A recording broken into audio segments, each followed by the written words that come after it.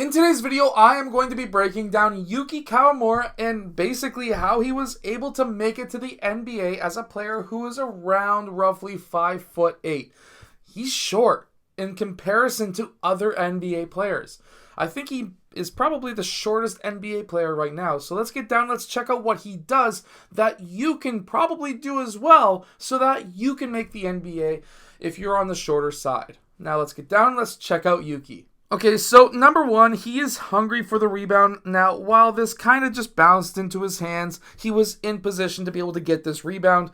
And of course, even though you are small, that doesn't mean that you can't rebound. You got to go and fight for those boards, and that's exactly what he does. Now, this is going to happen quite a bit because he's a rookie, he's a younger player. He doesn't have the same experience as other players on the court, and he's going to get these turnovers. He needs to be able to make that pass just one earlier. This is just too late. It's allowing this defender to be able to catch up. If he was to make this pass right now, at this point, he needs to be able to make that pass and lead Zach Edey a little bit. This obviously would have allowed, because this guy is in deep drop coverage, and I do not blame him at all, but at least now, that would have got the ball into Zach Edey's hands, and it might have led into a dribble handoff on this side, or it could have just led into a one-on-one battle. He could have stepped up. He's in the dunker spot, drop down pass. There's a lot of different options that would have come out of this, but this pass just needs to be led literally one dribble earlier. Now, look at the height difference that we have right here, and remember, low man will always win, which means that he, by not even trying to be lower, he's going to be lower. He's going to be able to get himself around that player. Now, what we just seen right there, if we go back just a half a frame right here, that high dribble at the AAU level will get called a carry. In Canada or any other country that has FIBA rules, generally speaking, this will not be a carry because the hand was not touching the ball while being underneath. However, he is dribbling the ball, and in AAU, at least how the referees understand the rules, if this ball goes above your shoulders, that means that your hand is underneath the ball. Even though it's not touching, it's automatically a carry. However, it doesn't matter. This is the NBA. So, what's he do next? Well, he's able to get onto 2 feet, makes the nice pass, and of course, the dunk. But at this point, if we slow this down, he sees right now in his peripheral vision, because he's looking this way, there's a cutter, and this guy right here is not looking, which means that especially now, he's got that visual right there. If I was him, I would be hoping this guy gets past me on this side. That's exactly what happens.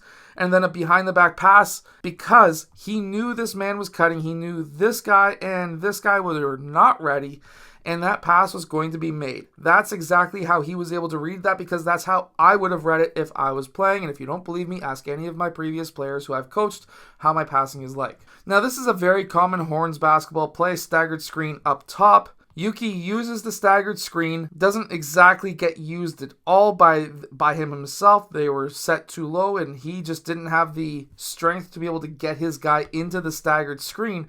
But now, at this point, he wants to try to take his man. And being a shorter player, he's probably not going to go to the rim. So if I was this guy, I would be probably playing just a bit tighter. But doesn't matter. Gives the space. Quick jab. That jab cross through the legs creates just enough space so that he can pull off his shot. And that's exactly what he did off of that sidestep.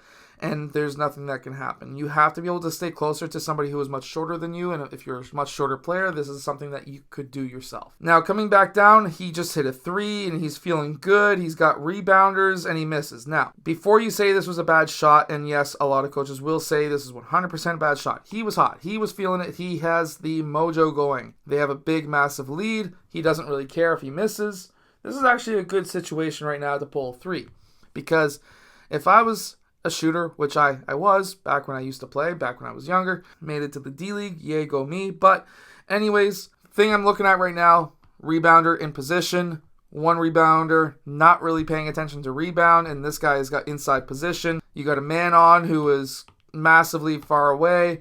These guys aren't doing anything. I might as well just pull the 3. And that's exactly what he did. He misses, but he has a teammate who was in position, who is no longer in position because he is underneath the basket, never gets stuck in that spot. And he lets the shot fly. It goes brick, But either way, it's something that he's looking to be aggressive, and this is what you want from a younger, or at least a younger player, a rookie-style player in the NBA. Now, this is a crazy layup, but watch how he's able to get lower than his defender, and look at how hard his defender is working to try to stay lower than him. He gets low. Look at how much this guy has to try to bend over to stay lower than his man. He's getting so low, he's actually now turning into a slower player because of it. This is how you can be deadly as a smaller player. You can be a deadly defender. You have to be a deadly defender, but being able to be aggressive, attacking these taller guys and getting your shoulders lower and being faster because they're not used to getting that low, and then getting inside position, getting your shoulder in front of their shoulder, giving you the lane to the basket. That is what's going to help you become a successful player. He's able to get to the rim.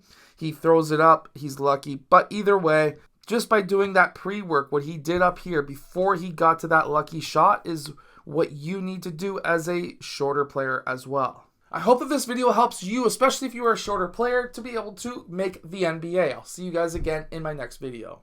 Make sure to go check out my vertical jump training book that is down in the description below.